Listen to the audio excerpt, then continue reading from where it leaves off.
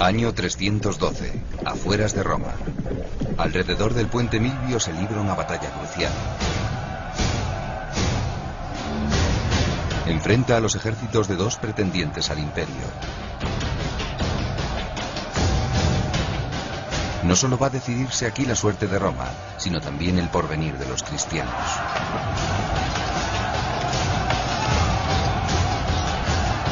La singular victoria de Constantino sobre su rival Magencio marcará el fin de las persecuciones romanas y el inicio de la libertad de la Iglesia.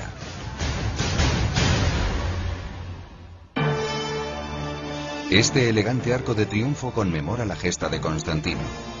Él ya no será un dios emperador al que hay que rendir culto. Con él, los cristianos van a dejar definitivamente las catacumbas y adquirir derechos civiles.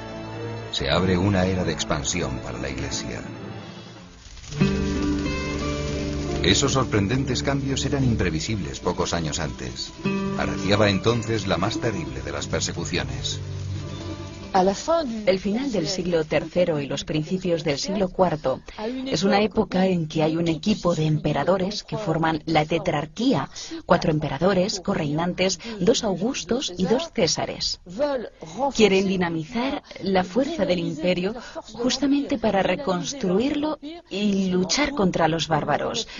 Y deciden restaurar la religión tradicional sobre bases muy sólidas. Y en esas condiciones tiene lugar lo que se llama la Gran Persecución. Iniciada por Diocleciano en el año 303, fue la más sangrienta de la historia de Roma. Es la era de los mártires. ¿Qué impulsó a Diocleciano a volverse contra los cristianos? Al parecer, no fue él el verdadero responsable, sino su César Galerio, un fanático anticristiano que aprovechó la debilidad del Augusto enfermo para vengar rencores personales.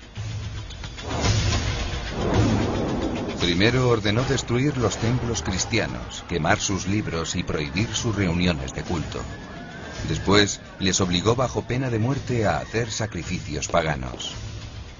Quienes rehusaban eran castigados con cárcel, tortura y martirio.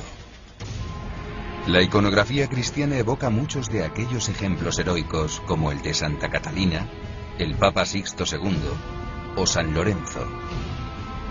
Uno de los más populares es San Sebastián, oficial de la Guardia Pretoriana, que hacía apostolado entre sus compañeros y rechazaba los sacrificios idolátricos. Denunciado al emperador, fue asaeteado por sus soldados. El edicto de Diocleciano, aunque apenas fue aplicado en las provincias occidentales, hizo correr mucha sangre, pero en vano.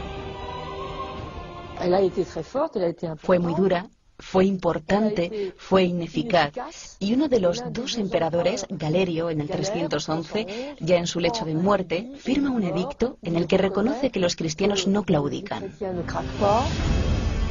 Galerio era supersticioso. Había capitaneado una violenta represión contra los cristianos, pero al sentirse próximo a morir, quiso reconciliarse con el Dios de la nueva religión. Un cambio más radical aún está por llegar. En el año 305, Diocleciano había renunciado al título de Augusto.